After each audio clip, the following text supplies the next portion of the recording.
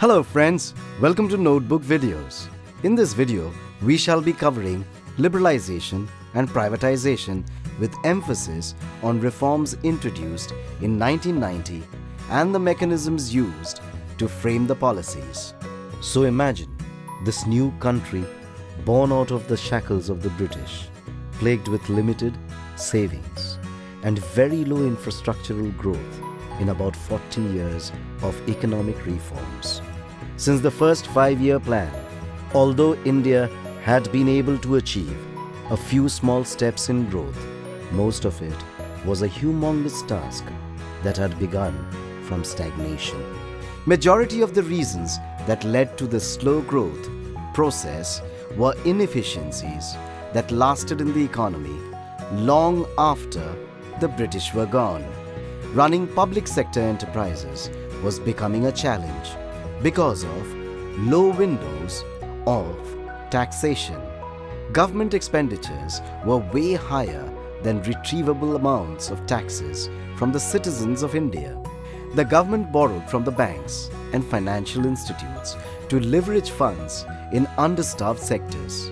Poverty, population explosion, and unemployment were the real challenges facing the country. Investments were also required in social and defense sectors that made practically no returns. So inward flow of funds was very limited in comparison to outflow. Some of the consequences were prices of essential goods going up, and imports were much heavier than exports. Heavier imports translated to higher debts in the international market. So my friends, if you were to be asked to name a few underlying causes that led to the economic crisis in 1991, what would you name them to be? The Indian current account deficit was caused due to low income from public sector undertakings, limited tax incomes, external borrowings, rising debt service obligation, and rising inflation. Further, the situation had worsened with inadequate exchange rate adjustment. Given such challenges, India introduced the new economic policy in 1991 that aimed at saving the country from its economic difficulties and speed up development with the aid of liberalization, privatization, and globalization. India received a $7 billion loan from the IMF, International Monetary Fund, and IBRD, International Bank for Reconstruction and Development. The purpose of the loan was to enable India to open its economy and remove trade restrictions, vis-a-vis decrease the role of the government as well. Do you know what an open economy is, my friends? An open economy simply means opening the doors for finance and trade with other countries, encouraging international trade by buying and selling of goods and service in world markets. Similarly, exchange of capital assets in the world financial market. So far, India had a closed economy.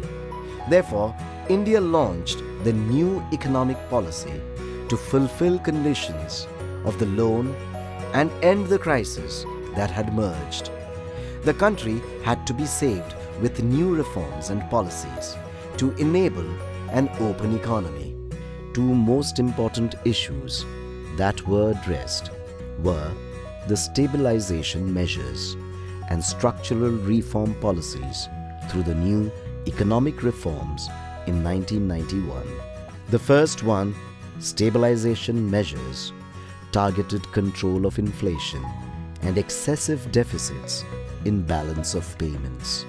These would mean determining short-term fluctuations in process and excessive spending in one particular sector, such as agriculture and industry.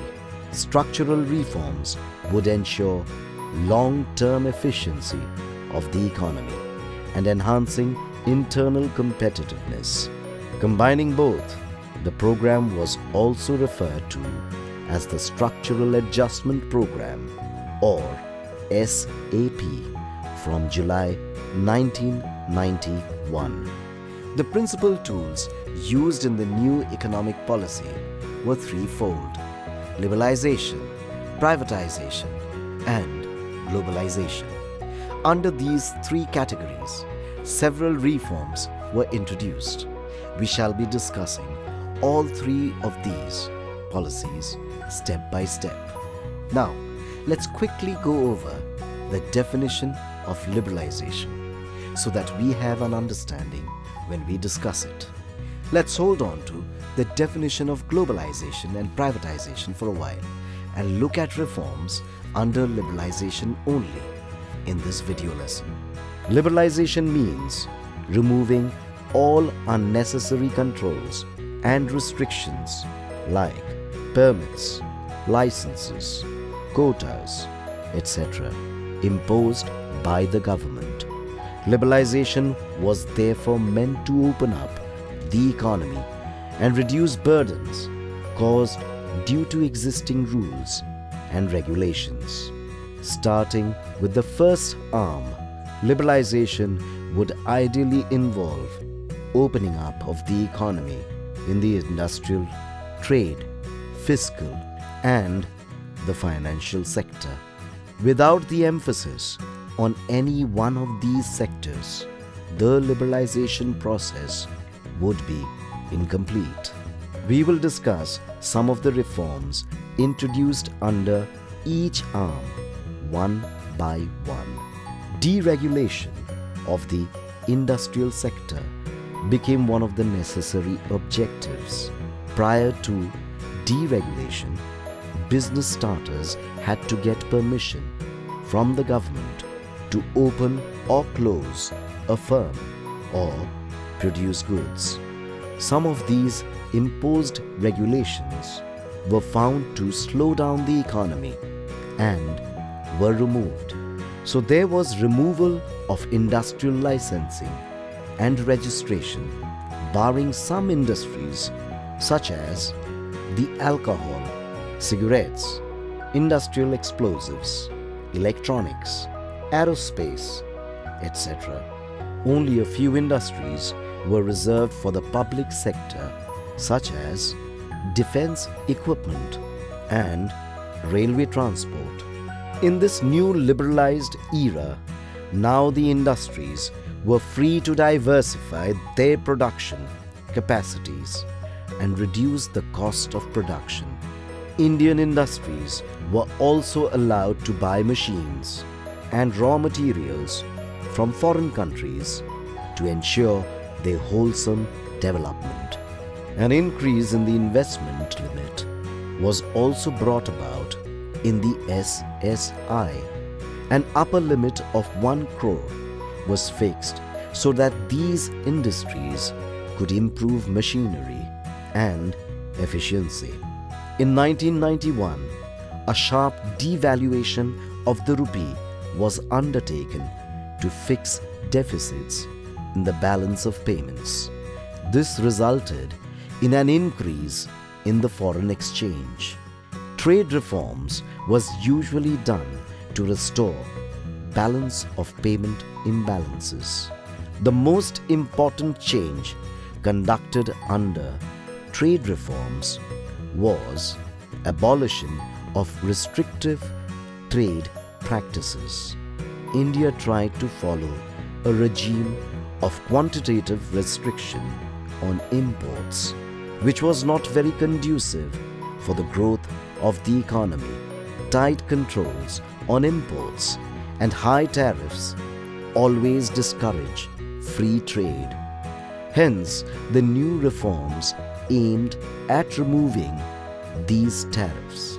Import licensing or licensing procedures for imports was abolished, barring case of hazardous products. Export duties were also significantly reduced in the international markets. This helped push exports and reduce imports. Financial sector reforms involved free determination of interest rates by the commercial banks. This meant that banks could independently determine the interest rates and will not be centrally controlled by the RBI. Banks were allowed to independently determine nature of lending to various sectors and in effect the role of the RBI as the regulator or the facilitator of the financial sector was thus reduced. One of the crucial impacts were foreign banks increased the number of loans to Indian entities by 50% as private and foreign banks were allowed to operate in India. So there was free flow of foreign investments, FDIs, to the country. As if this was not less, all such reforms were also accompanied with tax reforms. Tax reforms are also referred to as fiscal policy and dealt with two types of taxes, direct and indirect. The government introduced reforms in this sector as well. Ideally, taxes are paid by consumers to the government so that the government can pass on benefits to the citizens of the country. Let's quickly define direct and indirect taxes here. The concept direct versus indirect taxes closely follow the terms used. When the government is collecting taxes from a business enterprise and from income of individuals, it is called a direct tax. Other ancillary taxes such as goods and service tax are called indirect taxes. These are additional sources of income for the country and are paid through the manufacturer. Changes in the tax reforms involved reduction of corporate tax and that of indirect taxes to boost the economy. So, burden of taxes was reduced. So, with such reforms and liberalization, India set forth on a new economic era.